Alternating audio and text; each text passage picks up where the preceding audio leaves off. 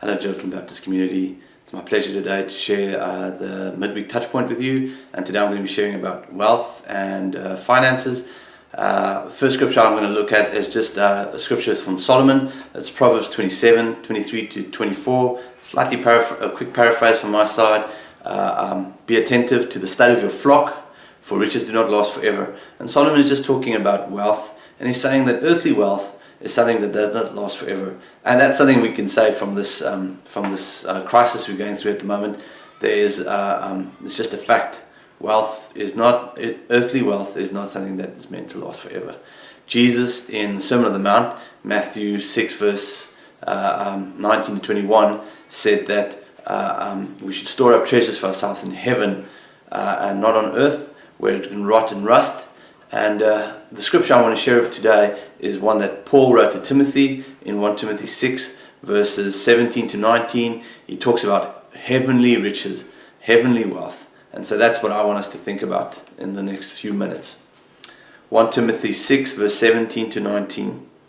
Command those who are rich in this present world not to be arrogant, nor to put their hope in wealth, which is so uncertain, but to put their hope in God, who richly provides us with everything for our enjoyment. Command them to do good, to be rich in good deeds, and to be generous and willing to share. In this way they will lay up treasures for themselves as a firm foundation for the coming age, so that they may take hold of life that is truly life. And Paul's just giving us some advice here. First bit is to put our hope or our trust in God. And at this time, when things look, when the whole world is being turned upside down, and lots of people are unemployed, millions upon millions of people, food shortages in many places of the world, we need to turn and put our trust in God. We need to trust in God, even though we are still being provided for here in the Midwest, and we still have security. Let's trust God for other people's security as well. Let's put our hope in God.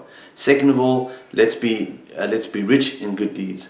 Let's be people that when people want to point a finger at us, the only thing they can say that we do is we do lots of good things in our community, in the community abroad. Let's be generous in our time, generous with our money, generous with our attitudes. I pray that our Facebook posts, our interactions at the shops, our conversations are all rich in encouragement, in love, in hope, and in joy. It's very important that we be generous in the way we live. James 5 verse 1 to 6 gives a strong warning to people who are rich. And I know we might not think we are rich, but we are. 2 years ago on the Human Development Index, we were ranked number 1 in the world for wealth, for education, and for health. We were ranked number 1, best off in the whole world. And that's something to be proud of, but it's also something to take into account when we hear what James says in James 1. And there he just highlights a few things that are very important to be wary of. He says that some rich people have hoarded their wealth, which is something you don't want to be doing, and that they lived for self in luxury and fulfilling their own desires. And I pray that in this time that is so difficult, that we would not be like those rich people, but that we would be people that are seeking opportunities to give, that we would be people rich in good deeds, and that we would be trusting in God. I want you to take some time and just look at your own life, assess how you are living in this time, and assess how you could be more generous in the things you could do. Quick small testimony. Just 2 weeks ago, we went and got some pizzas from a local shop here. It cost us $20, and I have a couple of workers that live in South Africa still, and I just felt to give them some money each, and so I gave them the equivalent of $20 in South Africa, and that money is enough money to feed their family for a week, to give them enough food to sustain them for a week. And your small generosities can go a long way.